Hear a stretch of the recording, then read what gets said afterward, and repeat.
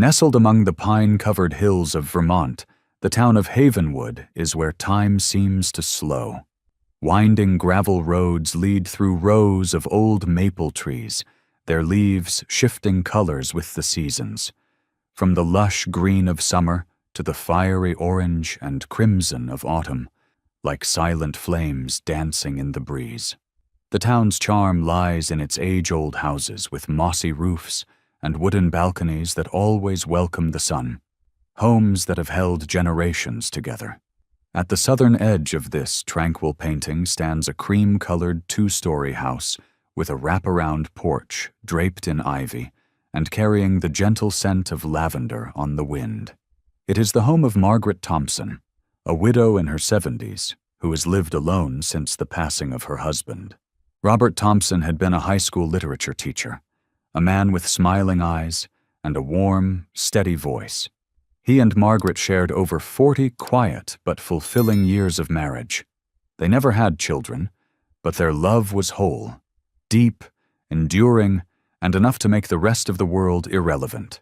From afternoons spent tending their flower beds to winter nights by the fireplace reading novels, their life together was simple yet rich with affection. When Robert passed, he left behind a silence, not just in the rooms of the house, but in Margaret's soul.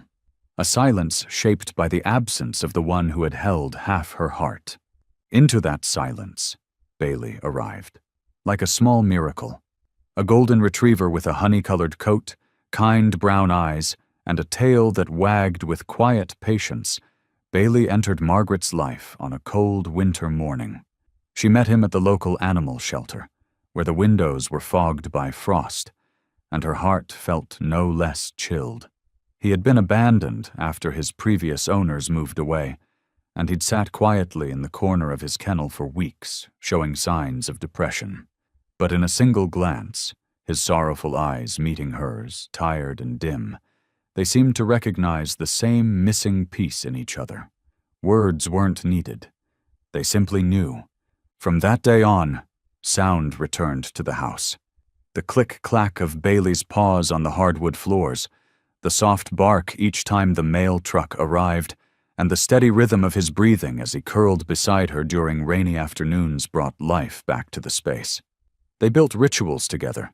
Morning walks through the park, past the bench where Robert once carved her name with a pocket knife, quiet afternoons sipping tea by the window, and evenings spent reading old books while Bailey lay still, as if listening to the turning of every page.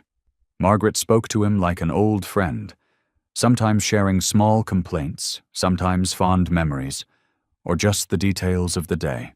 Bailey never replied, but his eyes said everything. A presence without judgment, without demand, bound by only one thing: loyalty. In the gentle light of late afternoons, when the sun spilled through the curtains and danced across old photographs lining the hallway, Margaret often found herself wondering how life had brought her here, to a place without Robert, without the laughter she once knew, but with Bailey, steady and silent, like an anchor holding her to the world. This life, though quiet and unchanged, held a deep beauty, the beauty of connection, of memory, and of a friendship that transcended the line between human and animal. And yet, within that peace that seemed eternal, Margaret had no idea a storm was gathering. Not a storm outside her window, but a real test that would threaten to sweep away everything she held dear. And when it came, it would be Bailey, the companion who had never left her side, who would become her guiding light through the darkest place her heart would ever go. But like all beautiful seasons that eventually fade, the peaceful afternoons with Bailey couldn't fully mend the emptiness that had taken root in Margaret's soul since Robert's final goodbye. The house they had once shared brimmed with memories, each object a silent testament to a life intertwined. The grandfather clock Robert meticulously repaired every winter still ticked away in the corner, and the drawer beneath the staircase still held birthday cards in his faded handwriting, filled with warmth despite the fading ink. On the mantel, their wedding photo captured Robert in his blue suit, smiling with eyes full of hope for a future that now only lived in the past. Margaret never moved these items, as if even the slightest change might shatter the fragile memory she clung to. Robert had been meticulous, almost obsessively so, especially when it came to their finances and insurance. He'd ensured their home, car, and health were all well covered, planning everything so she wouldn't have to worry in old age. Margaret remembered him at his desk, scribbling in a notebook, pausing occasionally to say, "Just in case I'm not here when you need it." She used to laugh it off, thinking that day was far off. But it came, swift and cold, and he was gone. In the days following the funeral, silence hung so heavily that even the wind outside the windows seemed foreign. She couldn't eat, couldn't sleep, waking up each morning only to be reminded that he was no longer there. It was Bailey who pulled her from that void. When she walked into the shelter, she hadn't meant to adopt a dog. It was just a step, a reflex in the middle of a numb existence. But Bailey's gaze met hers, not with pity, not with need, just quiet presence. She didn't know much about his story, only that he'd been left behind when his family moved out of state, left alone in an empty apartment. Bailey hadn't howled or acted out like other abandoned dogs. He had simply sat there, as if already used to being forgotten. That stillness spoke to her. In Bailey, she saw a reflection of herself. Two souls left behind, with no one left to call their name. And so he came home with her, beginning a new chapter neither of them had expected, one in which they would come to need each other more than they could have imagined. Bailey didn't just help Margaret get back on her feet. He gave her structure in the chaos of grief.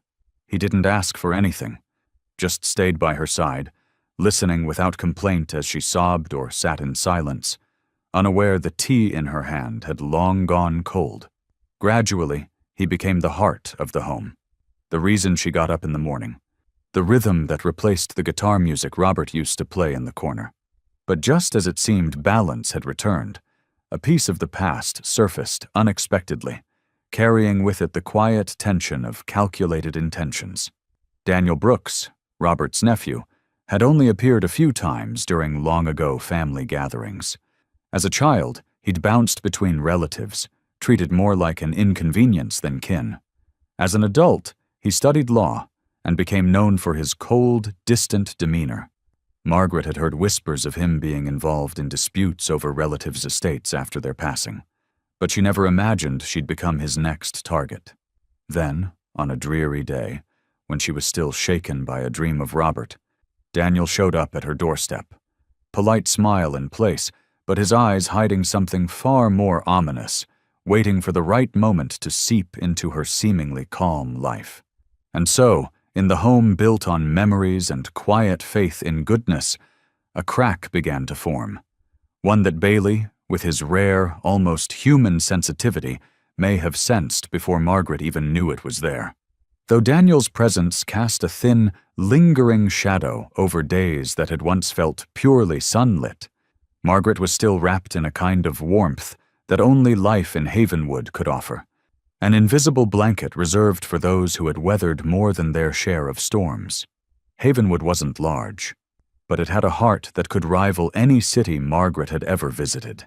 Its winding cobblestone streets flowed like rivers of memory, where everyone knew each other's names, and the cafe on the corner still saved the same chairs for its regulars, unchanged for over 30 years.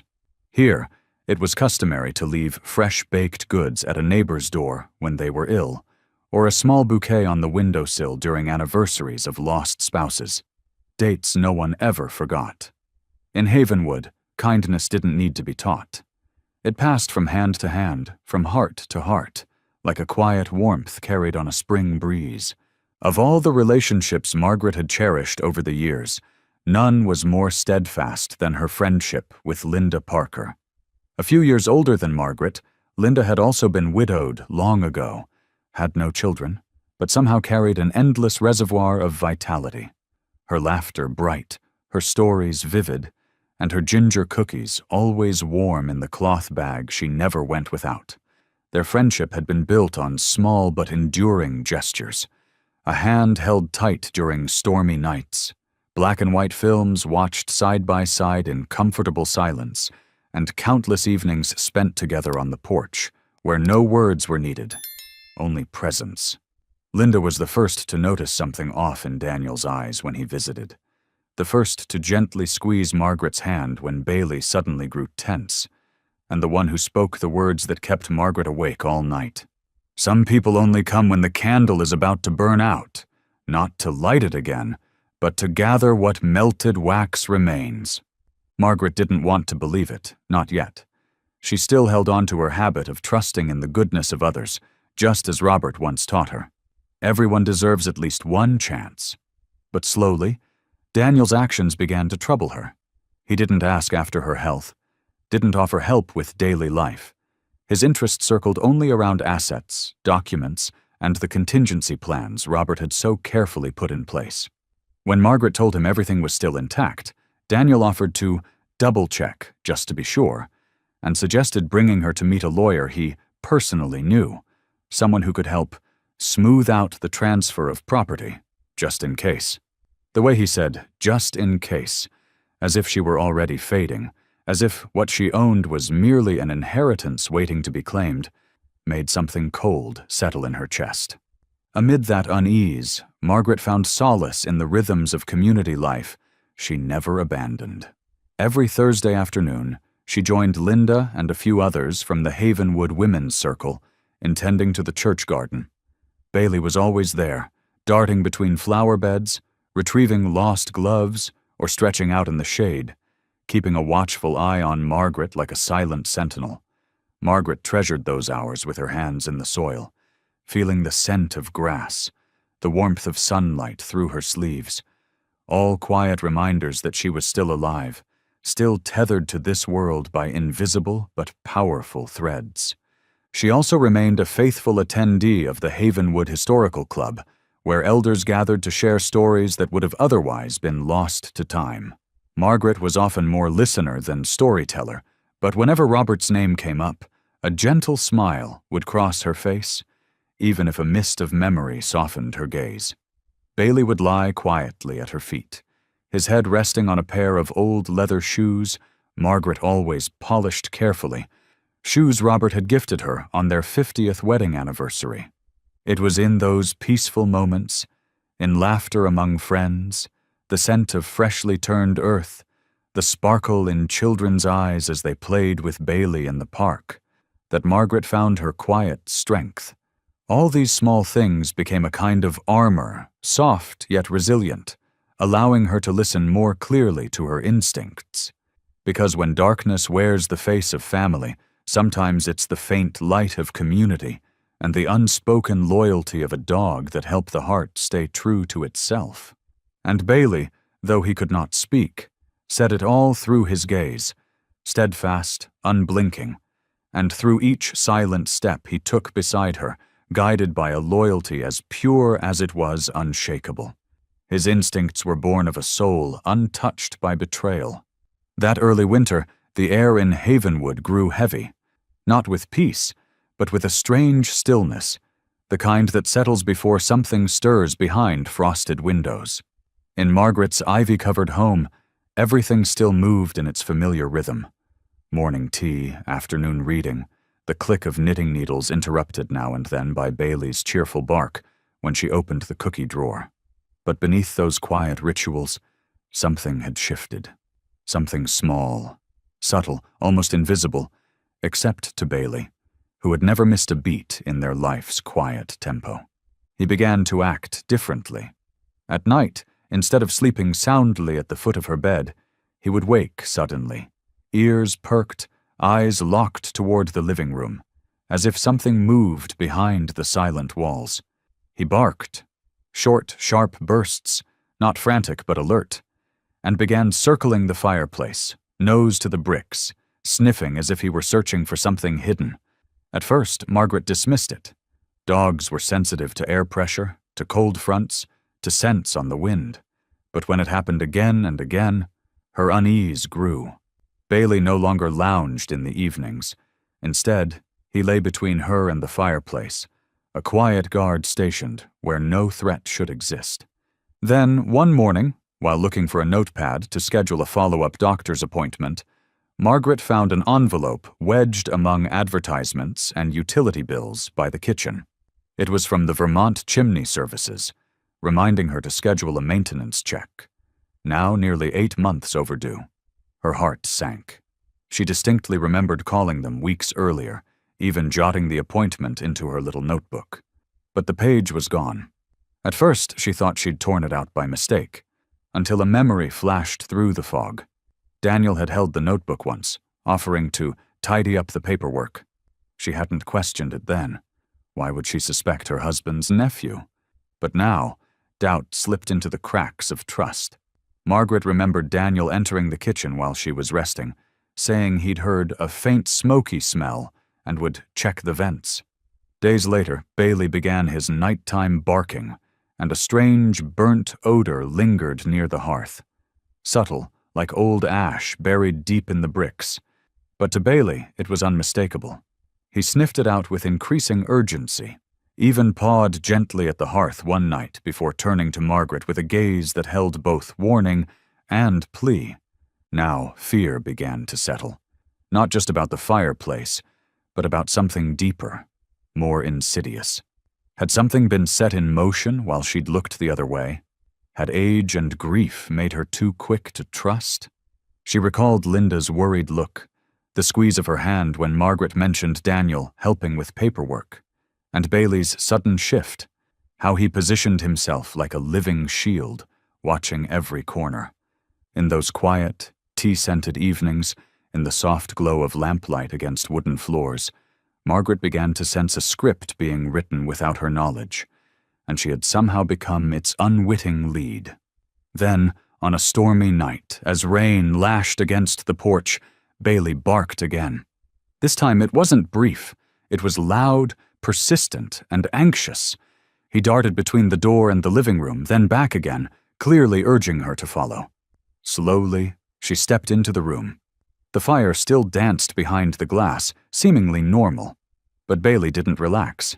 He sat, ears alert, staring at the hearth with eyes wide, like a child who'd seen something the adults refused to believe.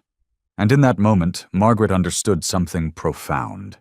When a dog like Bailey, who had never once shown fear, began to guard a corner of the house with such intensity, it was no longer a matter of instinct. It was a warning, one the heart could hear only if it stayed quiet enough. She couldn't yet name the danger, but she knew this much.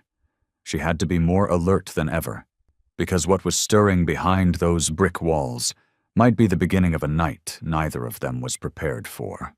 Outside, the storm began to lash at the rooftops of Havenwood, tearing the last crimson maple leaves from their branches as if determined to drag the whole town into a wild dance of wind and rain. Margaret, after checking each window and locking the front door, returned to the living room with a weight in her chest, heavier than usual. The rain tapped steadily against the old roof, an almost lullaby-like rhythm that, instead of soothing, only deepened her unease. Rainy nights always brought back memories, of winters when she and Robert sat close by the fire, of his laughter echoing through the rooms, of his warm hand resting gently on her knee whenever she shivered. Now it was just another rainy night. But no laughter, no hand to hold, only Margaret, her old book, and Bailey, her one constant companion, silent and loyal.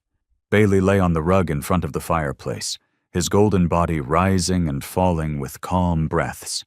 But his ears, usually relaxed, were perked, twitching slightly with every creak and rustle in the house. His eyes no longer held their dreamy softness but had sharpened, alert like a wild animal watching through the night.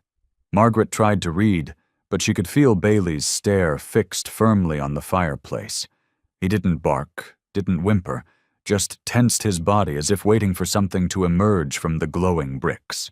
Occasionally, he would glance toward the kitchen, then back at Margaret, and sometimes rise to circle the hearth before settling again, never fully at ease.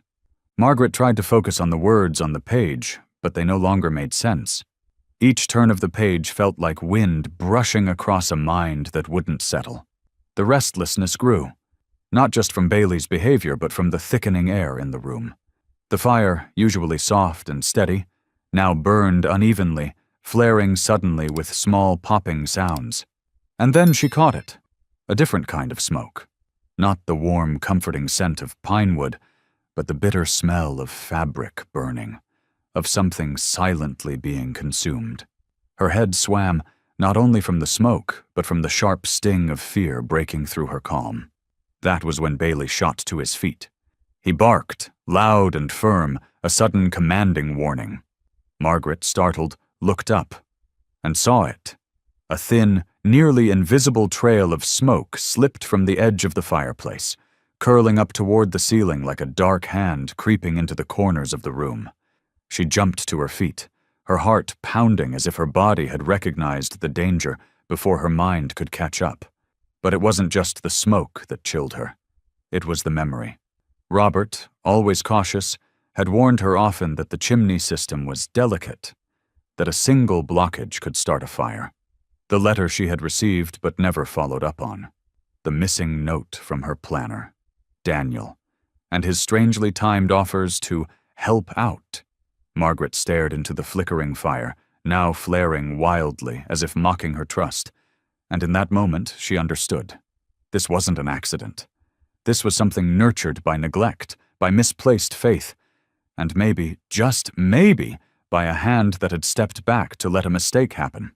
Bailey ran to her side, nudged her leg urgently, whined softly, then darted toward the hallway and looked back. Margaret followed in a trance, barely feeling the floor beneath her slippers. From deep within her chest, a bell seemed to ring. Clear, insistent. Leave now. Go. But still she hesitated, hoping she could put it right, douse the fire, make it all go back to normal. Bailey, sensing her hesitation, barked louder, then rushed back to the living room, placing himself firmly in her path. As if to stop her from getting any closer, Margaret met his eyes. Eyes filled not with fear for himself, but for her. In that moment, she was no longer his protector. He was hers. A four-legged soul, wordless and brave, who understood more clearly than anyone else what was truly happening. She sank to her knees, wrapped her arms around him, tears falling. Tears of fear, of gratitude, of love. The love of a bond that knew no species, that asked for nothing in return, and the courage of a creature who would give everything to keep her safe. The wind howled louder, smoke thickened, the fire spilled from the hearth, no longer contained. And then, like the breaking of a final illusion, came a sharp, cracking sound from the fireplace. A small explosion. The glass shattered. Bailey growled, then turned and bolted toward the kitchen, the only path not yet lost to smoke. Margaret rose, her hand bracing against the wall, heart thundering. She followed him, and in her mind, only one thought rang out like a church bell on Christmas Eve. He knows I need saving, and tonight, he will be the hero I never expected. And in that instant, when the glass burst like a final punctuation mark on the illusion of safety, Margaret staggered toward the kitchen, one hand trailing the wall for balance, while Bailey raced ahead, glancing back, his eyes wide with warning. She thought to boil a kettle of tea, a foolish reflex, a ritual of comfort, as if warm water might dissolve the dread pressing hard against her chest. But the moment she placed the kettle on the stove and bent down for a tea bag, a wave of dense, suffocating smoke rushed in, tightening around her throat like invisible hands.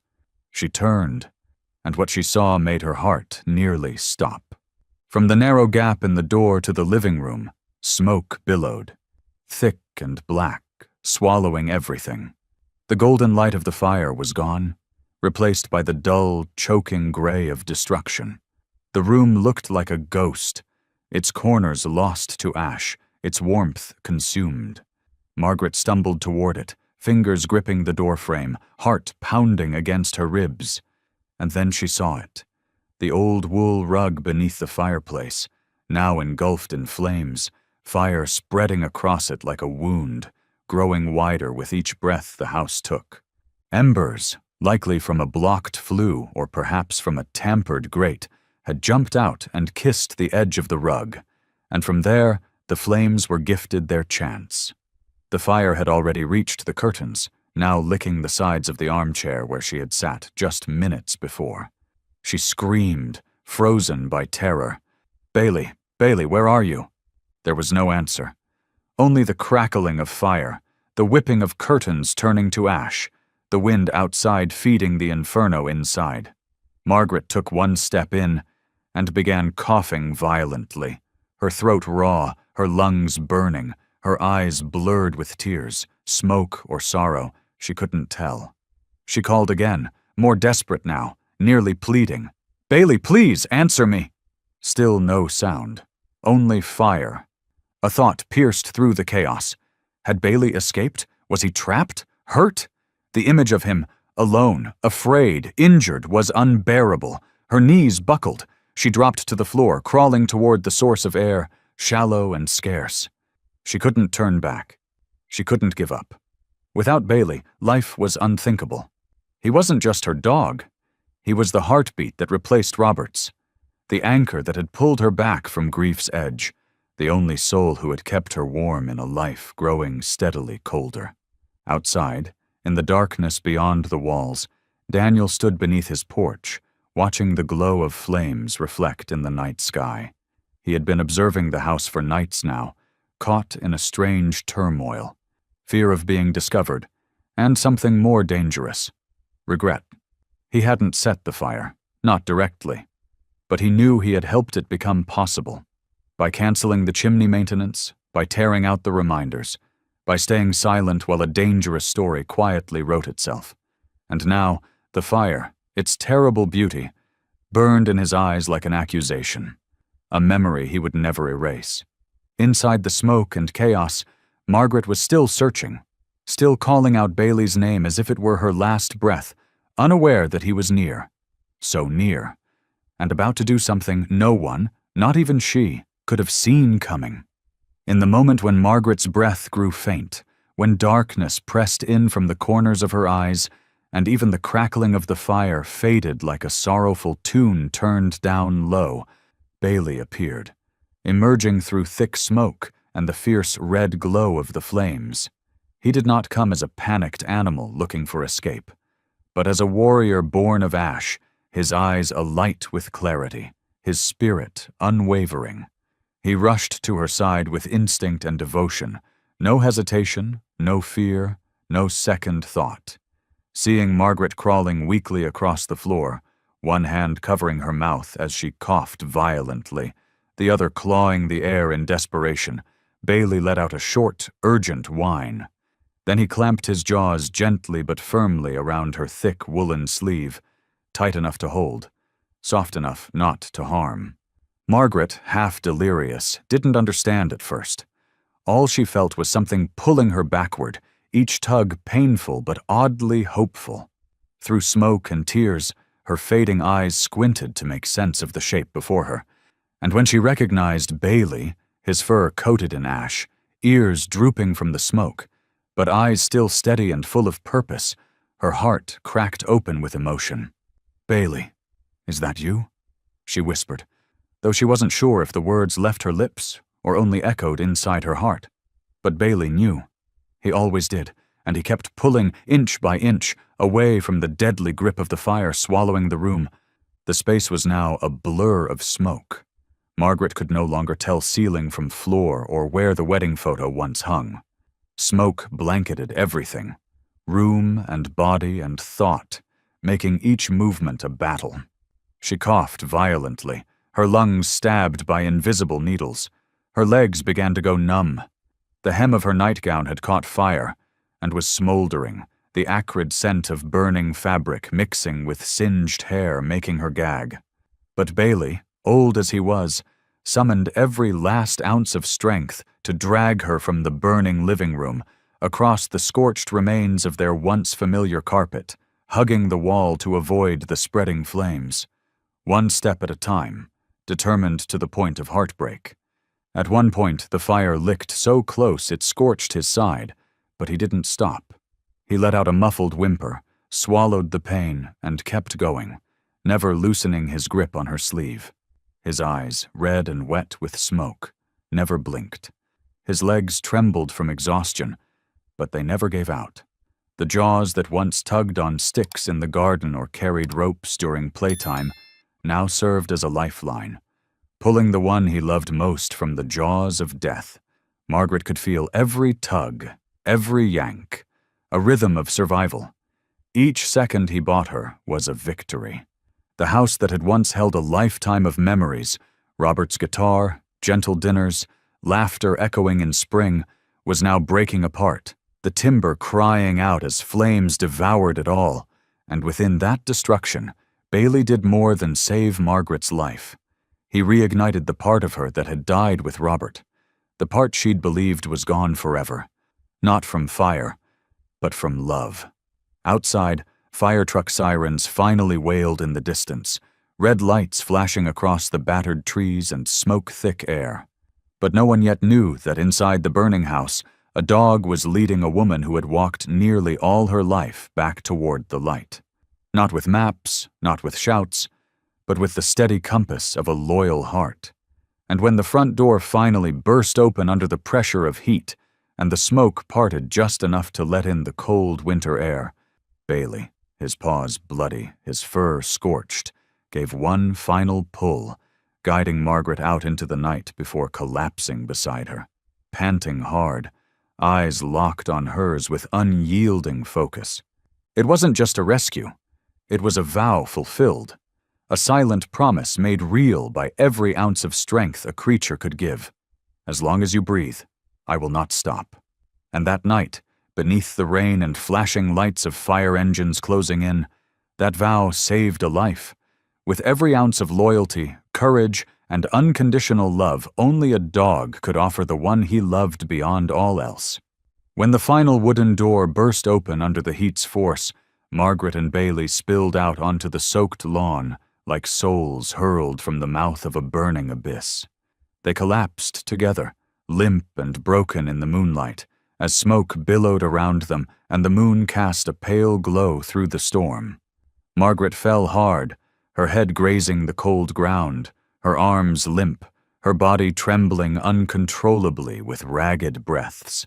Bailey, though unable to stand, dragged himself to her side, nestling against her chest as if trying to shield her from whatever the fire hadn't already taken. They lay there, woman and dog, surrounded by smoldering air and the sharp, acrid smell of scorched wood, and had it not been for the approaching sirens, Margaret's heart might have stopped for good. The first neighbors to arrive were Mr. and Mrs. McAllister from across the street, flashlights in hand, slippers still on, faces frozen in horror at the sight before them. Margaret's home ablaze, flames shooting into the night like a beacon of devastation. The porch roof had partially collapsed, and thick smoke rose in dark columns like ghostly fingers. On the lawn, the curled figures of woman and dog looked like statues forged in fire. Linda Parker arrived moments later, wrapped in a bathrobe, her scream cutting through the chaos when she recognized Margaret. She dropped to her knees beside her friend, hands trembling, unsure where to touch. Margaret's body darkened with soot, hair tangled and singed, her nightgown scorched. And Bailey, once golden, was now covered in ash, his coat patchy with burns, his skin beneath red and blistered, like embers still glowing. The fire trucks arrived within minutes, but in those seconds, the scene already felt like a nightmare. Firefighters leapt into action, spraying water at full force, shouting, shattering, crashing timbers. It was the funeral song of a house that had once held a lifetime of love. Paramedics rushed across the lawn, checking for vital signs. One young medic frowned at Margaret's weak pulse, lips blue with lack of oxygen, then brightened at the faint breath that still fluttered in her chest. Bailey refused to leave her side, letting out low, broken whines, his eyes teary, his paw lifted protectively as if to block anyone from harming her. Only when a firefighter gently placed a hand on his shoulder did Bailey inch back, his gaze never straying from the one he had saved. Margaret was lifted onto a stretcher, an oxygen mask pressed to her face as her breathing quickened. Her eyes flickered open, unfocused. But when her hand brushed against Bailey's scorched fur, her fingers curled around a patch of warmth, and from her lips came a weak, almost inaudible sound. Just one word, Bailey. And in that fragile moment, everyone paused. Because they knew that what kept her alive wasn't just oxygen, it wasn't instinct, it was something stronger. Love. And a bond medicine couldn't explain. Far from the flashing lights, Daniel stood hidden beneath the old oak at the edge of the lane, just beyond the reach of firelight. He saw everything. Margaret carried out, Bailey placed beside her, neighbors draping blankets over them, cradling the dog like a child who had survived war. Daniel clenched his fists, consumed by turmoil. He hadn't meant for it to go this far. He had only wanted Margaret to feel overwhelmed, to need help, to consider letting go of the house he so coveted, delaying the chimney check, erasing a few reminders. He'd thought it would lead to something small, a reason to move.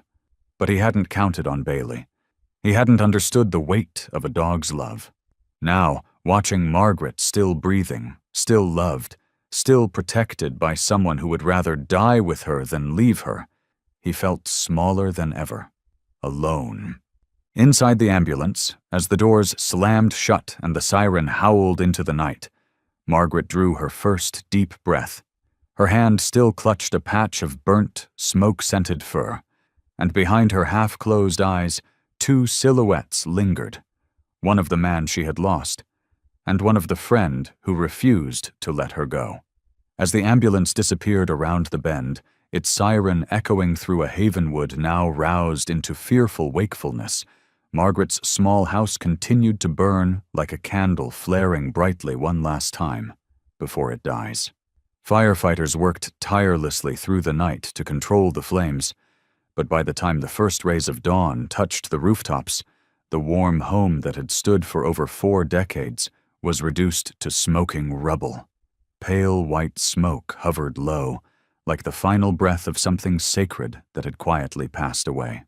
The wedding photo of Robert and Margaret, the landscape painting he once painted, the time-worn letters they'd exchanged, the armchair where Bailey used to rest his head, all gone, turned to ash. Memories now crushed under the boots of firefighters and the hiss of water on fire. Linda stood silently at the edge of the garden, where the grass was soaked in dew and hose water. Tears streamed down her cheeks as she stared at the space that had once been her best friend's home. She knew every brick in that house carried a piece of Margaret's life. It wasn't just a roof. It was where Margaret had placed her entire heart, where Robert still lived in every curtain, every book, every wall that had once echoed with laughter. Linda could already feel the weight Margaret would carry when she awoke.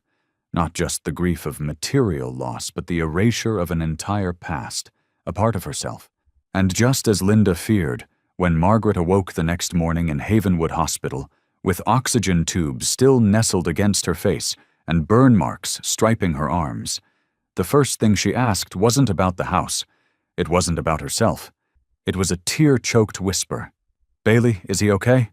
The doctor smiled gently, nodded, and told her that her dog was safe, only lightly burned, and being treated at the local veterinary emergency clinic just a few blocks away. Margaret closed her eyes and let the tears fall freely. She asked nothing more because, at that moment, nothing else mattered. The house could be gone, belongings could burn, but as long as Bailey lived, she still had a reason to go on. That afternoon, when Linda arrived with a bag of fresh clothes and the old knitted shawl Margaret had made years ago, they sat in silence at first. Margaret simply reached for her friend's hand, her eyes weary but glowing with a quiet light, one that could only be born from love and survival. In a broken voice, she whispered, "I thought it was the end, Linda. But when I saw Bailey, when I knew he hadn't left me, I realized I couldn't give up." Linda nodded, unable to speak. She understood. Even if the whole world had turned to ash, as long as Bailey was there, Margaret still had a home, a hope, a place for her heart to rest.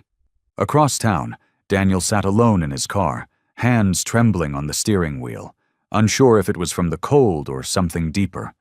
News of the fire had already spread, but no one suspected anything beyond a tragic accident. Still, guilt gnawed at him like a beast from within.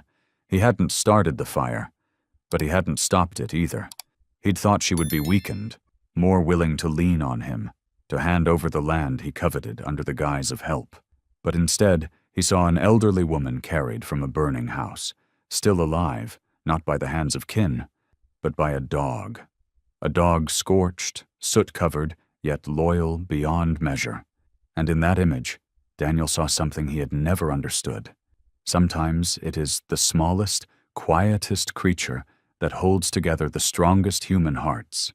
As for Margaret, lying in her hospital bed, watching the golden light of sunset touch the maple trees through the window, she didn't mourn the house. She didn't regret not having moved sooner. She only felt gratitude, pure and profound, that in what felt like the final moment of a life that had nearly ended, a four-legged soul had pulled her not only from the fire, but back toward love, back toward the instinct to survive that had long gone dormant in her. As long as Bailey lived, everything else could be rebuilt. That wasn't a sentiment. It was a vow, a seed of life rooted in ash. Like a gentle miracle blooming amidst the soot and uncried tears, Margaret was introduced to a new face, Dr. Kyle Reynolds, the young veterinarian who had recently moved to Havenwood and who had been the one to treat Bailey after the fire. Kyle immediately recognized that Bailey's most serious wounds weren't the scorched patches of fur or minor burns on his paws, but something deeper, something unspoken still trembling inside him. Bailey had been brought to the community clinic just after dawn, still shaking, breathing hard, refusing to let anyone come near unless they approached with the utmost care, as though he were guarding a world that had once burned to the ground, and now only he remained to protect it. Kyle, unlike any vet Margaret had met, brought with him an unusual patience and a quiet, steady compassion rare in someone so young. He didn't diagnose immediately. He didn't rush. He simply sat on the floor of the exam room, a bowl of water beside him, and waited. And after nearly 20 minutes, just as others began to think nothing would happen, Bailey inched forward, lowered his head, and drank. It was a beginning. Kyle didn't speak much, but his warm, non-judgmental gaze said everything Margaret needed to hear. Bailey would be okay, but it would take time. Healing wasn't only medical. It was a journey of hearts. During her visits to the clinic with Linda to see Bailey, Margaret gradually opened up to Kyle. Their conversations, at first brief, grew longer. About fear, about the trauma of hearing crackling fire, about sleepless nights, and Bailey's sudden jerks in his dreams, his cries in the dark. Kyle, with both his knowledge and his sincerity, gently explained that Bailey was showing signs of post-traumatic stress disorder, a condition not uncommon in animals who had survived life-threatening events. His injuries were not just physical. They were emotional, tied to memories of helplessness and loss. Kyle proposed a rehabilitation plan, not just for Bailey, but for Margaret too. Between them, he said, there was a subtle mirror. One had lost everything, the other had nearly lost the one thing left. He showed her ways to restore Bailey's sense of safety, placing a soft, familiar pillow by the bed, using a soothing voice when he was startled, avoiding loud, sudden sounds, and most importantly, resuming gentle morning walks in open spaces. Each step, he said, would be a new note in the symphony of a life that had burned away and was now beginning again. Over time, those visits and conversations became Margaret's quiet anchor, not just a means of physical recovery, but of emotional healing too. She began to understand that the pain she felt wasn't only from losing her home or Robert's keepsakes. It was from not expecting to ever begin again, especially at her age. But Kyle didn't look at her with pity. He saw strength she had forgotten. The strength of a woman who had once stood tall after losing her husband, who had opened her arms to a castaway dog, who had built a second home from ashes. Elsewhere in town, Daniel began to sense the shift, and it made him deeply uncomfortable.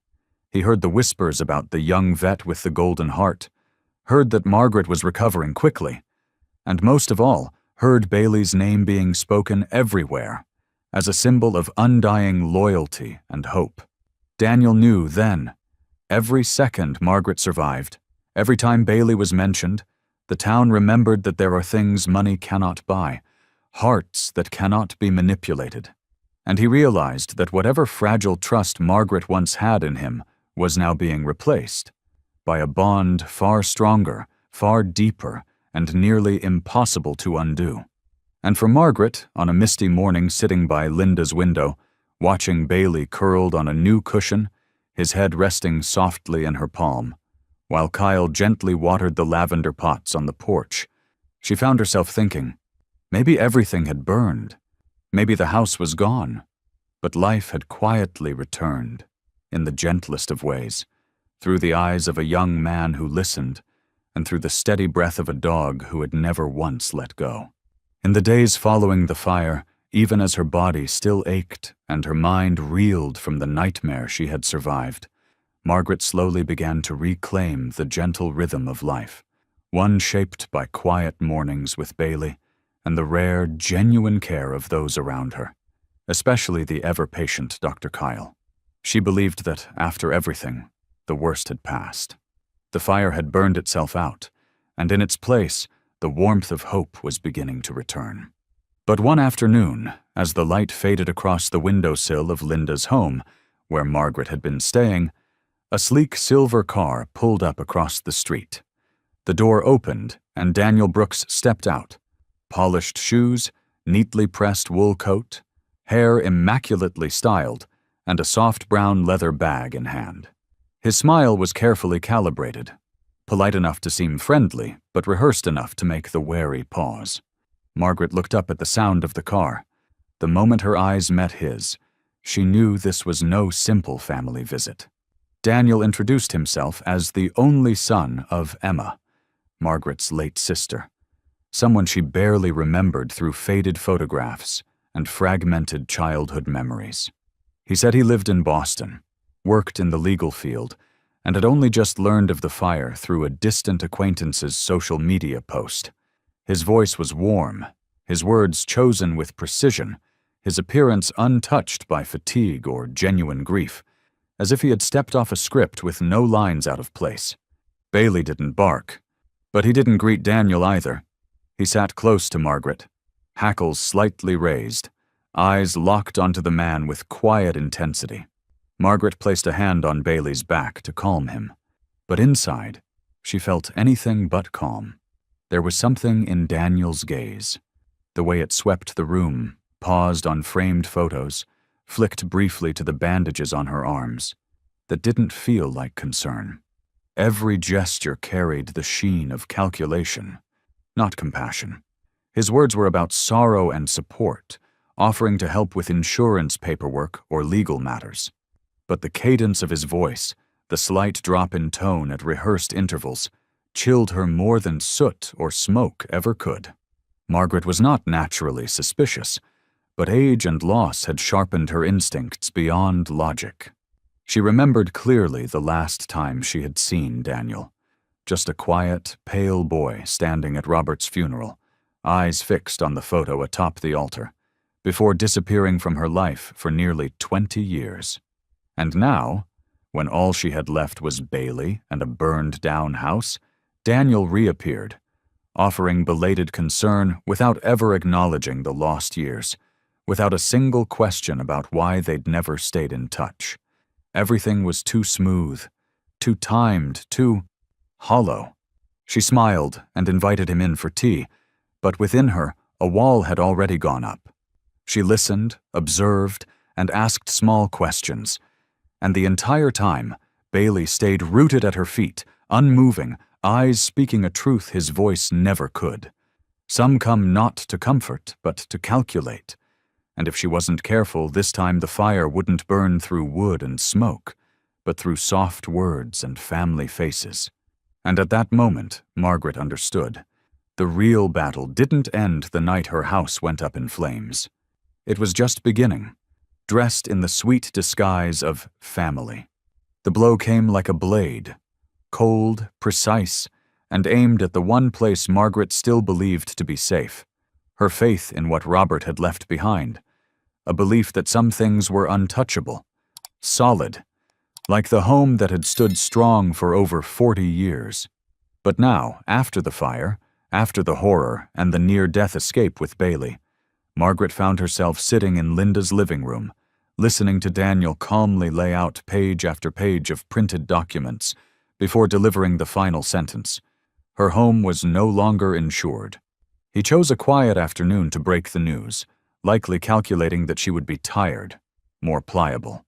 He entered with a neatly clipped leather folder, his face set with a carefully crafted expression of concern, as if he were carrying her burden alongside her.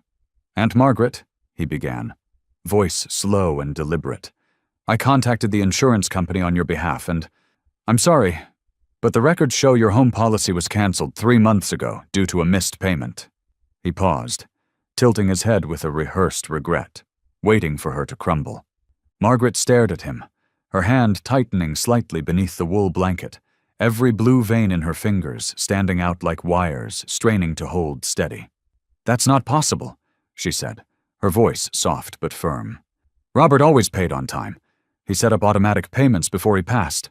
She rifled through her fading memories, grasping for clarity, remembering the maintenance letter, the calendar note in blue ink.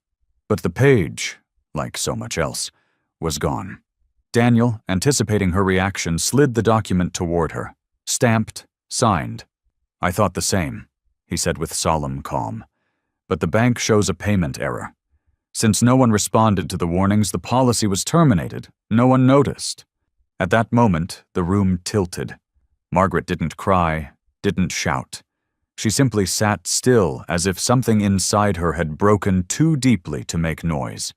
The words on the page, canceled, nullified, non-refundable, felt like knives to an already bleeding heart. Her home was gone, and now even the hope of rebuilding from its ashes had been stolen. Bailey, still lying quietly at her feet, lifted his head. His ears dropped, and he let out a faint, pained whine, sensing the despair bleeding from her body. Not from fire, but from ink and paper. Margaret reached down, touching his back, not to soothe him, but to anchor herself. He was still here. He hadn't vanished. He hadn't betrayed her. Daniel saw it all, the distant stare, the trembling hands, and he knew his moment had come. "I know this is hard," he said, voice too gentle. "But if you'd like, I can help. Developers are looking for land in this area. If we act quickly, you could afford a comfortable retirement home. Something safer, easier. You wouldn't have to worry anymore." He smiled. Softly. Coldly. Margaret didn't answer. She gathered the papers slowly, without reading more, then stood. Her hand stayed on Bailey's back, clinging to what remained real. She looked Daniel in the eyes, not with rage or grief, but a silence far deeper. Then she turned, walked away, each step slow but steady, leaving Daniel alone in a room growing darker with the setting sun, shadows crawling across memory, trust, and blood. And in that moment, Margaret knew. The fire that had devoured her house had not been the end. It had merely revealed the battlefield. Now came the harder part, the fight to protect what was left, not with flames, but with truth, and with Bailey, who had once pulled her from death and now, in his silence, was guiding her toward something even stronger, the will to stand for what mattered most. Following the heavy conversation about the insurance, the tension in Linda's small kitchen had yet to lift, when, just a few days later, Daniel returned. This time he came not bearing bad news, but with a smile and a string of offers of help, wrapped in a layer of false concern so finely crafted that, had Margaret not been someone who had lived through a lifetime of loss, she might have believed he truly meant well.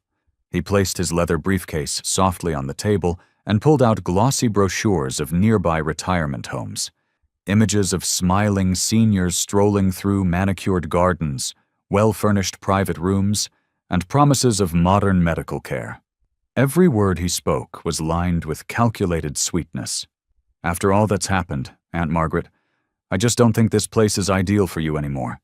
You need better care, a safer environment, somewhere everything is taken care of for you. Margaret sat quietly, hands resting on Bailey's back as he lay loyally at her feet. She watched Daniel carefully, not just what he said, but how he moved, the way he arranged the brochures just so, the glance he gave around the room as though appraising its worth rather than mourning what had been lost. Then he shifted. Dropping the pretense of gentle suggestions, he leaned in with an air of calm authority. You know, handling all the legal paperwork regarding the property after the fire could be complex and exhausting. I work in law. If you'd like, I could act as your temporary representative. Just a simple power of attorney to streamline the process. You wouldn't have to worry about a thing. The words were delivered softly, almost kindly, but to Margaret, each one landed like a weight of lead. She had learned by now, when someone repeated the word temporary too often, they were aiming for something permanent. She didn't need to be a lawyer to see the urgency in his tone. He hadn't asked if she wanted to stay in Havenwood. He hadn't asked if she planned to rebuild her home. He hadn't asked how she felt about living apart from Bailey if a care home refused pets. He only talked about paperwork, about the land, about transferring ownership. She recalled a conversation with Linda just that morning, reading a local article about a luxury development planned for the southern edge of town. A major real estate firm had been quietly buying up land in the area to consolidate space for a resort. And her property, what had once been the heart of her life with Robert, where Bailey used to watch bees buzz in the lavender, was the missing link between two lots the company already owned. Now it was clear, Daniel hadn't come to help her heal. He'd come to close a deal long in the making. At that moment, Bailey stood, not barking, not growling, but placing himself between Margaret and Daniel like a silent barrier. He looked Daniel straight in the eyes, unflinching. Daniel shifted in his chair, clearly unsettled. Margaret stroked Bailey's head gently, then looked up at Daniel, her voice steady and cool. Thank you for your concern, Daniel, but I'm not ready to leave Havenwood, and I'm especially not ready to hand my decisions over to anyone else. Daniel pressed his lips together, his smile faltering ever so slightly. You don't have to decide now, he said, tone tight. I just want you to have options. I'll leave the documents here. Look them over when you feel up to it. He stood, gathered his papers slowly, but there was a flicker of impatience in his eyes that Margaret didn't miss. When he left, closing the door softly behind him, a sudden chill passed through the room. Not from the air, but from the shadow of a plan finally laid bare. She looked down at Bailey, still standing protectively at her side, ears alert, eyes on the door. She bent down, pressing her forehead to his. They won't take it, Bailey. Not while we're still here. In that moment, something sparked inside her. Not fear, but clarity. If she was to protect what remained, she would have to fight. Not for a piece of land, but for everything it held. Memory, love, and what had been saved from the fire that night. Once the door closed behind Daniel and his offers dressed in counterfeit care, Margaret no longer hesitated. The pain of losing everything had given way to something sharper. Resolve. A quiet, smoldering fire lit from the center of her old, wounded heart. She knew she couldn't face this alone, but she also knew she wasn't alone. Linda, her lifelong friend from the days when their hair was still dark, and Dr. Kyle, the young vet with gentle eyes and a patient soul, had been by her side since the fire first rose. They started small. Linda, meticulous and sharp-minded, helped comb through old files in a dusty drawer, finding insurance letters, bank statements Robert had neatly stored. Kyle reached out directly to the insurance company, not through Daniel, not through family help, but as a medical professional requesting clarity for a vulnerable client. His calm, authoritative voice earned him the seriousness Margaret had been denied. They reviewed transaction records, email trails, phone logs, everything from the year leading up to the fire. Then, one crisp autumn afternoon, with leaves falling beyond Linda's window, the first truth emerged. A call had been made from Margaret's registered phone number, canceling the scheduled inspection of the chimney and heating system just 3 weeks before the fire.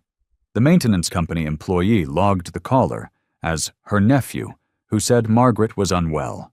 Date, time, male voice. The details matched Daniel's stay in town exactly. The same period when he told her he'd helped sort through some paperwork.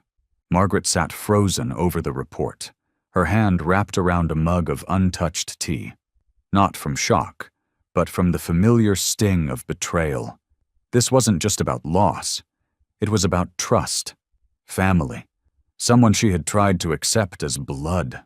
And now, every word of sympathy, every paper he'd offered, all rang hollow. He hadn't lit the match, but he had loosened the screws. Linda's eyes burned with fury. She gripped Margaret's hand. Kyle remained composed but firm. There was still a case, he said, if they could prove deliberate interference. He offered to connect her with an experienced attorney, someone used to battling insurance denials and legal gray zones. They'd start with Margaret's statement, digital records, and company logs. It wouldn't be easy, especially not for someone already tired. But Margaret, at that moment, didn't look tired. She looked ready. She had survived the fire. Now she would survive the lie.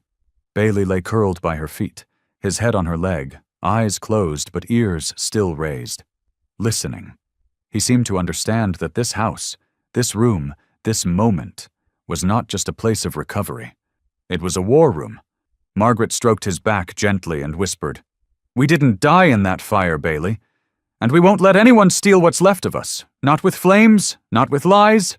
And with that, from the ashes of her old home, a different fire began to burn.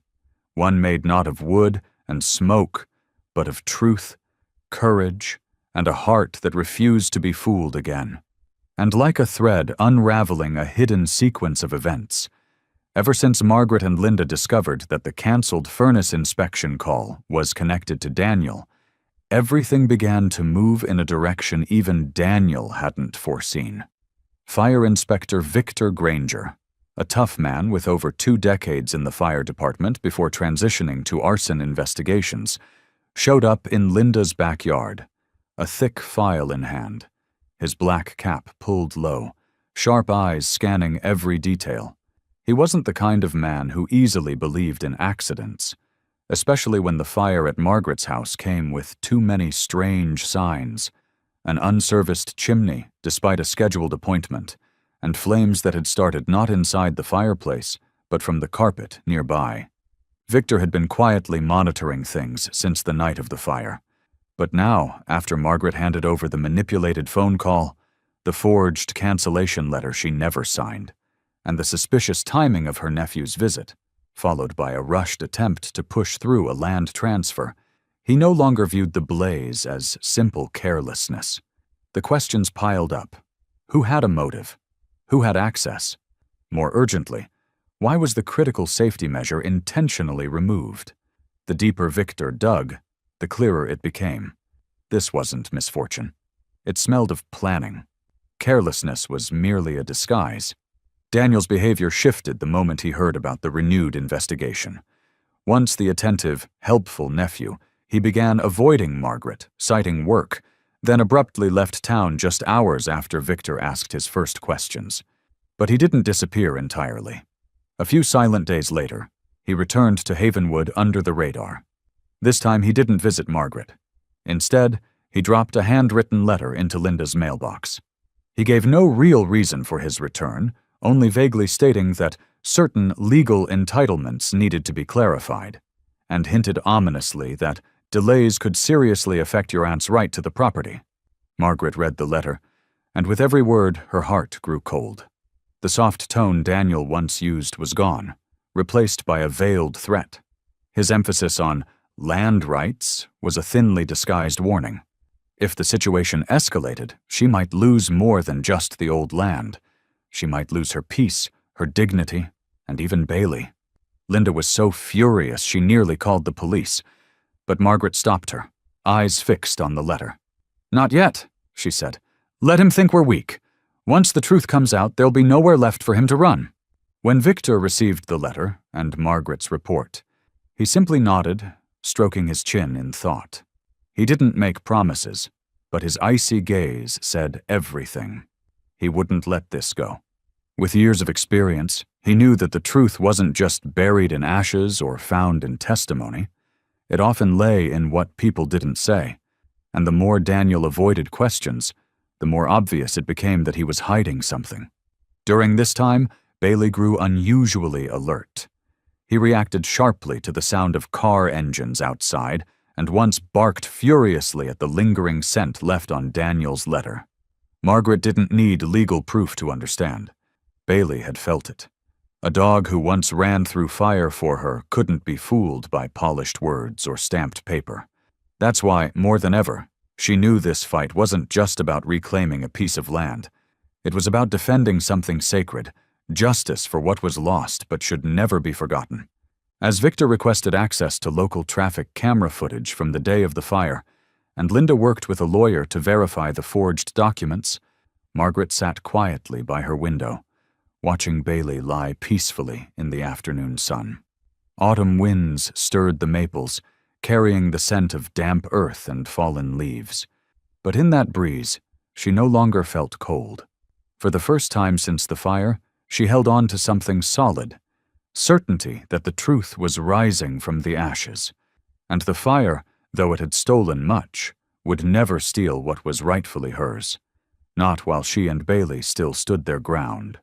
As Victor Granger tightened the net around Daniel and the smoke of deceit slowly began to clear, something quietly bloomed in Havenwood, something that no one had expected, a rebirth of kindness.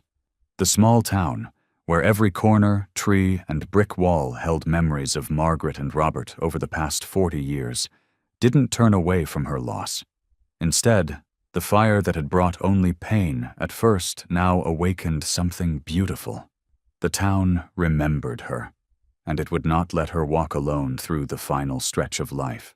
It began with Frank Heller, the longtime hardware store owner whose roof Robert had once repaired during the 2004 snowstorm. Frank set up a small table outside his shop, placing on it a large glass jar taped with a picture of Bailey sitting beside Margaret beneath golden maple leaves. A hand-lettered sign read, "Help Mrs. Margaret Thompson rebuild her home. Havenwood doesn't let anyone stand alone in the ashes." No promotions, no loud appeals, just quiet solidarity. People stopped by. Some dropped in $5 bills, others tens. One elderly woman left an envelope with just a single dollar and a trembling note. "I don't have much, but please don't lose hope." Soon after, Emma Clark, the elementary school teacher where Margaret had once volunteered weekly reading sessions, rallied her students, children who had once huddled around Margaret, captivated by her readings of Charlotte's Web.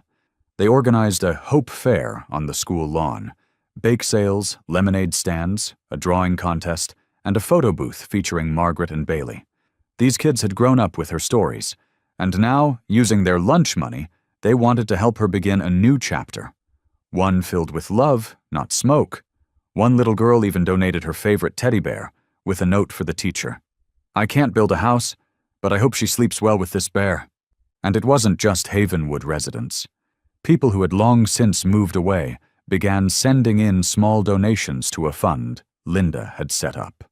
Josh Evans, now a businessman in Portland, remembered the picnic where Bailey had sniffed out his peanut allergy and how Margaret's quick response had saved his life.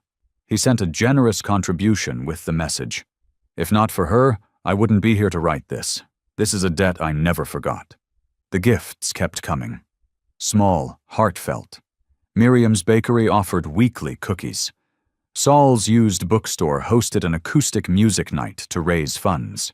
The Jacobson sisters, once Margaret's tutoring students, sent back an old rocking chair she had once loved, found by chance at a vintage market. They cleaned every crevice and painted it the same chestnut brown as the one she had lost. Their note read, "We can't bring back what's gone, But we hope you'll sit with Bailey just like before." Bailey, too, seemed to sense the change. He no longer flinched at footsteps or woke in fear. Every morning, he walked beside Margaret through the park, where strangers and old friends alike stopped to gently stroke his fur and ask after her with sincere warmth.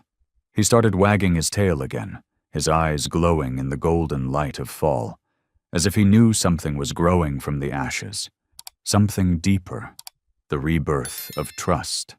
Each evening, Margaret sat by the window, unfolding letters from near and far, a quiet wave of sweetness and sorrow washing over her. Some were from people she no longer remembered by name, but their words recalled the times she'd helped plant flowers, lent out a raincoat, or simply offered a smile on a day they needed it most. Each note was a mirror to her past, a quiet woman who had never sought attention, yet somehow had left her footprints in many hearts. And now, those hearts were returning, one by one, to lift her from the ashes. Sitting beside Bailey, Margaret whispered, "We don't have a house anymore, but maybe, Bailey, we never really lost our family." He answered by nestling his head into her lap, his tail gently thumping, a quiet confirmation that home isn't always made of bricks. Where there is love, there is shelter. And this time, she had more than just Bailey. She had a town standing behind her, ready to write the next chapter, by hand, by heart, and with a love that could never be burned away. Like a final gust of autumn wind scattering dry leaves across the wooden porch, the truth, buried beneath ashes for so long, at last began to emerge. It was a truth Margaret had long sought, not for material gain, but to defend her dignity, the love she once shared with her late husband, and the integrity of her own life. The news came on a crisp, clear morning, with fog still hanging over the maple trees, and Bailey just returning from his usual walk. The phone rang, and on the other end was a name Margaret had only seen in banking statements, Rachel Myers, an employee at Havenwood First Federal. Rachel, with a young, steady voice, asked to meet Margaret in person, saying she had discovered something important and in need of serious clarification. Still tense from weeks of fighting an uphill battle, Margaret agreed to meet her at Linda's house. That afternoon, Rachel arrived carrying a thick document folder, her face determined but sincere. She opened her laptop and began to explain, through the language of numbers, automatic transactions, and system errors usually lost in the noise of millions of operations, until she pointed to a single line. Scheduled payment failed. Beneficiary authentication error. That error occurred during the first week after Robert passed away, exactly when his account was transferred into Margaret's name. Because the bank had not fully updated the security credentials and identity verifications, the insurance payment was automatically rejected. But no error notification was ever sent to Margaret, as the system still listed Robert's email, something no one, not even Margaret, had noticed at the time, still lost in the fog of grief. Rachel, her voice trembling slightly, admitted how deeply it had troubled her to uncover this mistake. She had filed an internal report with the bank's management and had already sent a formal confirmation letter to the insurance company and Margaret's attorney, with all supporting evidence proving the error was unintentional. The revelation didn't just clear Margaret's name, it struck a fatal blow to the facade Daniel had built. He had claimed the insurance lapsed due to her senior forgetfulness, then offered a stream of so-called legal support proposals. Linda, present during the meeting, had to turn away when Rachel mentioned that detail. She, too, had once doubted Margaret, misled by the smooth words of someone she thought was family. And Bailey, lying quietly beside Margaret throughout the conversation, let out a soft sigh, as if sensing the weight being lifted off his beloved companion's shoulders. A week later, the insurance company formally reinstated the original policy and confirmed they would cover the full value of the damages, after reviewing legal documentation and the bank's statement. Though their tone remained professional, everyone understood the unspoken factors at play: public pressure, the determination of Margaret's legal team, and the sheer moral strength she had displayed left them no room to stay silent or shirk responsibility. When Margaret received the news, she didn't weep or leap in triumph. She simply sat by the window, where the late sunlight streamed through the sheer curtains, casting a gentle glow across her time-worn face, now lit with a quiet radiance.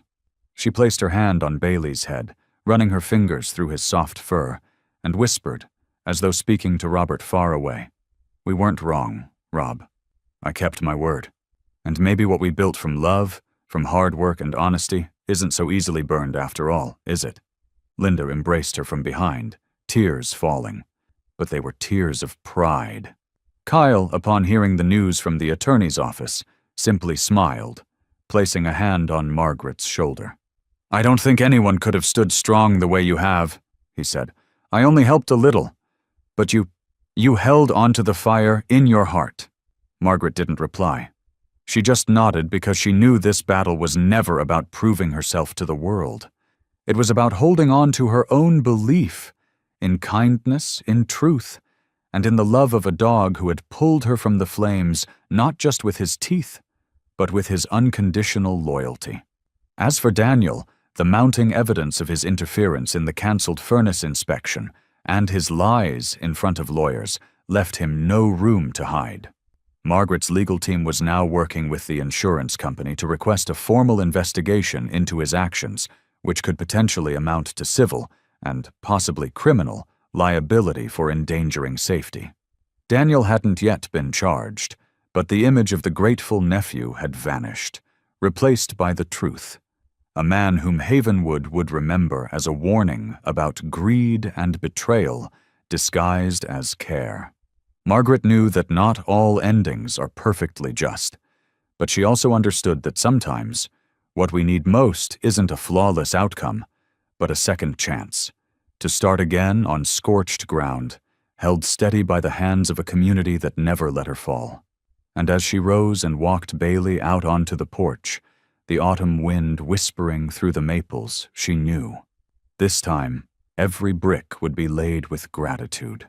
And if there was fire again, it would be the warm, glowing flame of a home reborn. Once the truth about the insurance lapse was revealed and the policy officially reinstated, the slow but irreversible fall of Daniel Brooks began, like pieces of a mask, cold and shameless, crumbling away. Under the quiet but persistent guidance of local attorney Harvey Duncan, who had been closely following Margaret's legal journey from the very beginning, a trail of suspicious documents and transactions began to take shape. From the mysteriously canceled appointments to emails between Daniel and a Burlington-based real estate firm, the puzzle was coming together. It was Harvey, seasoned in the complexities of inheritance disputes, who uncovered what Margaret had long suspected. Daniel had never come back out of concern for her. He came for the land growing in value each year. A cooperation memo found in Greenvale Holdings Company inbox made it plain. Daniel was in negotiation with the legal owner of the property at 217 Maple Street, Havenwood, with a promise to secure transfer within 60 days in exchange for a lucrative commission if the deal succeeded. When Margaret held the printed documents in her hands, she didn't feel the rage she had once imagined. There were no tears, no shock, only a deep, quiet ache, the kind that comes when trust is misplaced, yet dignity remains intact. She no longer needed to ask Daniel why. The soulless language of the contract had answered for him. Greed doesn't need a reason, only opportunity. With Harvey's support, Margaret gave legal authorization for him to manage all property-related matters on her behalf. She also sent Daniel a formal letter cutting all personal and legal ties, instructing that he make no further contact of any kind. The letter was brief but firm, a reflection of a woman who had once been soft-hearted, but who now had no room left for deception to take root. She didn't ask for an apology. She expected no remorse. She only sought peace for the rest of her days, something Daniel, no matter how he tried to manipulate, could never take from her. Daniel's reaction was typical of someone whose pride is built on illusion, Denial, blame-shifting, and then quiet retreat. No explanations, no replies to the legal accusations Margaret's team issued. Greenvale Holdings, facing pressure from the local press closely following Margaret and Bailey's story, quickly severed all ties with Daniel to avoid being dragged into a scandal of betrayal and exploitation. The door Daniel had once seen as his golden ticket had closed, not with a bang, but with a soft, final click. And in that quiet, he learned that some things can't be bought with schemes. Trust, kindness, and a piece of land that carried the soul of love. Through it all, Margaret never sought revenge. She chose peace. She returned to her quiet life, to Bailey lying by the porch, to thank-you letters from across the country, and the laughter of children who stopped by the front yard to greet Miss Margie and brave Bailey. And though Daniel's betrayal had left its scars, she now knew that what she protected wasn't the land or the compensation. It was herself. A woman who, even through fire and deceit, refused to let her heart be burned. As the storm of suspicion, conflict, and betrayal finally began to quiet, leaving behind a silence Margaret thought she'd never feel again, only then did she truly have the time to look deeply into Bailey's eyes, the loyal companion who had pulled her from the fire, and who now carried a kind of invisible wound that had no name. Each night in the small room where they temporarily stayed, Bailey would wake with a start at the sound of wind brushing against the window or the soft clatter of a kettle in the kitchen. He'd whimper quietly, curl tightly into himself, and his deep brown eyes would flash with a wordless panic, as if the fire still flickered somewhere in his memory. Flickering light, thick smoke, and the popping of old rugs catching flame. Margaret knew Bailey was carrying something akin to PTSD, a trauma no less real just because he couldn't speak. She could feel it in his breathing, his posture, and the way his eyes scanned the world.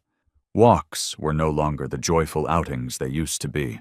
At the sound of a car horn, Bailey would freeze, tremble as though dragged back to that moment when the fire had closed in.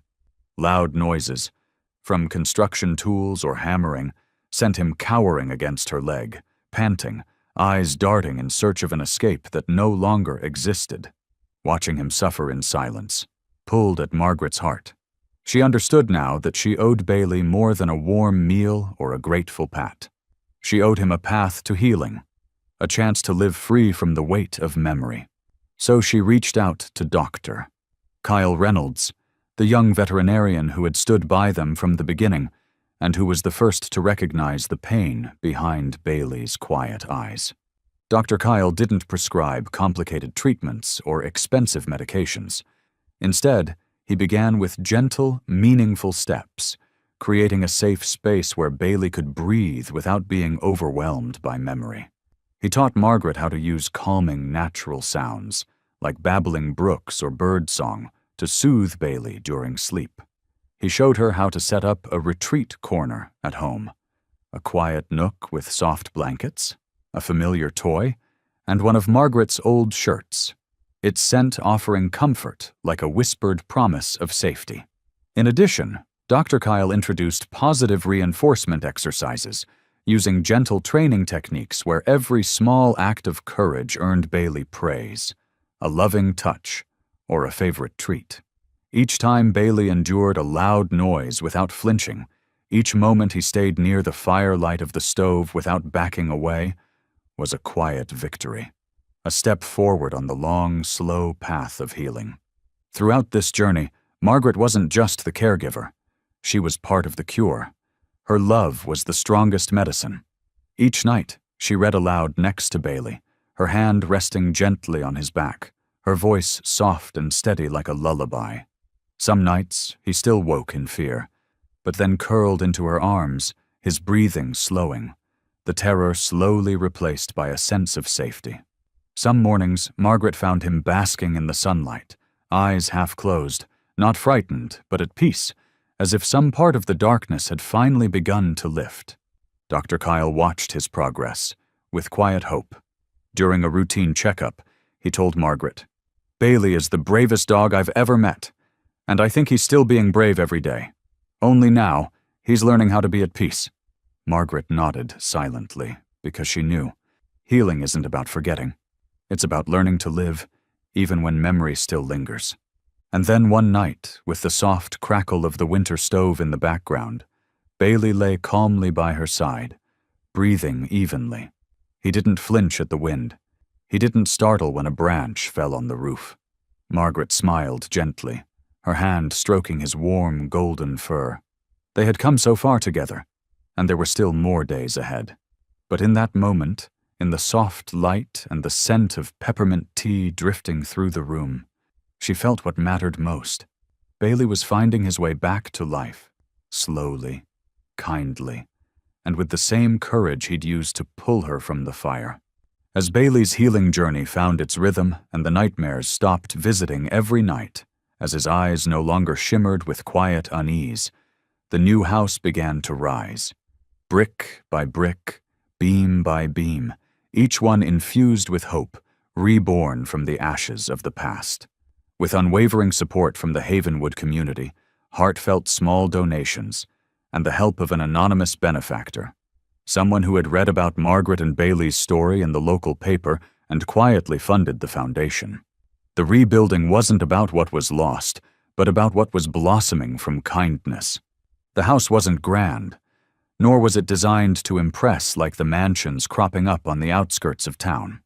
It was a modest, single-story wooden home, with a gently sloped tile roof and a wide enough porch for 2 rocking chairs and a pot of white chrysanthemums, grown by Margaret herself from seeds salvaged after the fire. And there, in the early morning sun, Bailey could stretch out on a soft rug, ears perked to the bird song, eyes half closed in peace, as if he'd finally found the place that had always belonged to him.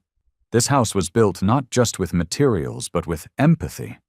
Frank Heller, the master carpenter who'd been helping since day one, worked closely with Margaret on every detail, from windowsills low enough for Bailey to jump up and watch the street, to a modern fireplace with safety locks and a heat-shielded glass screen, turning fire into a gentle glow rather than a looming threat. The bathroom had no steps now, just a smooth stone path, wide enough for Margaret's aging legs to move with ease, and just right for Bailey to stand beside her, as he always had in their darkest days. Behind the house, a small fenced yard bloomed with lavender and mint, plants Margaret replanted not only for their scent, but because Bailey loved to roll in them, covering his golden coat in a smell that brought him calm. On the first day the house was finished, Linda couldn't hold back her tears. "He's got a castle of fire in his heart," she whispered. "But this is where that heart can finally rest." Dr. Kyle came to check on Bailey a few days later. Standing at the new pine wood steps, he watched as Bailey climbed them on his own. No hesitation, no searching for an escape. Just one steady step after another. Kyle smiled, gently patting Bailey's back. He didn't just walk through the fire, he came back and kept going. Margaret stood beside him, her hand resting on a half-knitted scarf, her eyes locked on the home that had given shape again to long-lost dreams. No one in town called it Mrs. Thompson's house. Instead, the children had named it during the ribbon-cutting ceremony. Bailey and Miss Margie's house. A small wooden home with a white fence, birdsong in the morning, a fireplace that glowed safely, a rocking chair on the porch, and more importantly, a woman and her dog who had survived the flames together, not just with their lives, but with courage and a love that needed no words. And on a late autumn afternoon, with sunlight spilling over the porch and Bailey resting quietly at her feet, Margaret bowed her head and whispered, as if to Robert far away, "We lost a house, but we found a home." And that was something fire could never take. When the house was finally complete, every detail tended, every piece in place, when the scent of fresh pine wood mingled with hints of lavender drifting through the backyard, the day Margaret and Bailey officially returned home became more than just a personal milestone. It was a moment shared by all of Havenwood, a town that hadn't stood still in grief, but walked every step of the recovery journey alongside them. That morning, the sky was soft with sun. Maple leaves scattered gently across the newly paved walkway, and the street surrounding the house buzzed with soft footsteps, joyful chatter, and the scent of baked goods drifting through the crisp air as if the holidays had come early. Linda arrived first, arms full of bright gerbera daisies, but within minutes, the front yard filled with familiar faces. Frank Heller brought a freshly painted rocking chair. Emma Clark showed up with a group of excited students waving handmade cards that read, "Welcome home, Miss Margie and Bailey." And Miriam from the bakery placed a tray of cinnamon apple tarts neatly on the kitchen counter. No one said it aloud, but they all understood. Today wasn't just about moving in. It was a reunion. It was the day hope won over fear. It was the day a brave dog and his beloved human returned to the very place the fire had taken, with nothing but love and resilience to light their path. Bailey, still a bit cautious around the crowd, made his way slowly from person to person, tail wagging gently, his dark eyes lighting up in recognition. But it wasn't until the front door opened that he truly came to life. Ears standing tall, body leaning forward, and without waiting for Margaret's signal, he stepped confidently into the living room. Morning sunlight streamed through the windows, landing squarely on the familiar corner near the fireplace where Margaret had laid out a large, soft green cushion, almost identical to the one Bailey had curled up on for years. Without hesitation, Bailey turned a few tight circles, then nestled into the cushion, his head resting gently, eyes closing halfway, as if, in that moment, the fire, the smoke, the fear had never happened. He had found his place again, not just in the house but in the world, a spot where memory and presence could finally meet in peace. Margaret stood in the doorway, a cup of ginger tea in her hands, eyes shimmering as she watched Bailey settle into the spot he had always loved most. She walked over, slowly lowered herself beside him, and gently ran her hand along his warm back, like someone touching a dream made real. Outside, laughter rang out. Someone strummed a soft folk tune. The smell of cookies and chrysanthemums filled the room, and Bailey let out a long, deep breath, releasing all the weight he had carried for so long. And Margaret, lifting her eyes toward the fireplace, no longer saw it as a threat. It wasn't destruction. It was light. A new beginning, lit not by fuel, but by human kindness, unwavering loyalty, and a life that had once been burned but never broken. That day, the house was warmed not just by firewood, but by the full return of a soul who had once been lost in ash, now finally home again. After the emotional return to their new home, now a familiar gathering place each late afternoon, where cups of tea were steadily poured, and children's laughter danced across the porch, a new bond quietly began to form. It was a connection between two generations and two hearts, learning together how to love a small, spirited creature with the kind of patience only life could teach. It happened on a Saturday afternoon, while Margaret was trimming her lavender beds in the backyard. 9-year-old Emily Carter, daughter of the new neighbors, burst through the white picket fence, her eyes flustered, and a floppy-eared puppy trotting awkwardly behind her, leash dangling from her hand. After a moment of hesitation, Emily confessed that she was feeling overwhelmed by her puppy, a chocolate Labrador named Max, who was overly energetic, never listened, jumped on visitors, and especially barked non-stop at strangers. "I think he doesn't like me," Emily said sadly, her eyes searching Margaret's face, as if hoping for answers from someone who had once stepped out of the fire with a brave dog at her side. Margaret didn't reply right away. She simply smiled, knelt, and gently stroked Max, who was curled at Emily's feet, uncertain and shy. Then she said, "You know, I used to think Bailey didn't understand me either until the day he pulled me out of a fire, without anyone needing to tell him to." From that day on, every Wednesday afternoon, Emily would visit Margaret with Max, a small notebook and a pink pencil tucked under her arm. With the calm wisdom forged through years of living, Margaret began to teach Emily the simplest but most important things. How to lower her voice when calling Max so he wouldn't feel scolded. How to sit quietly and let him come to her instead of tugging him along. How to use her eyes, not commands, to build connection. And most importantly, how to listen, not just with ears, but with the heart. Bailey, the silent old companion, often watched from the porch. Occasionally he'd step in, letting Max mimic his posture, his patient waiting for treats, or simply his quiet presence beside humans, not needing to bark or jump, just being there as a friend. Emily began to change, little by little. She no longer scolded Max for mischief, but echoed the gentle phrases Margaret used. "Good job, buddy, let's try again." Or, "Miss Margie says kindness goes farther than shouting, Max." What started as casual training slowly became moments of connection, not just between a child and a puppy, but between a woman who had survived deep loss and a girl just learning how to love with patience. One day, Emily handed Margaret a handmade card in colored pencil. It read, "Thank you for teaching me how to hear Max with my heart. I think if Max was Bailey, he'd save me too. But now I know.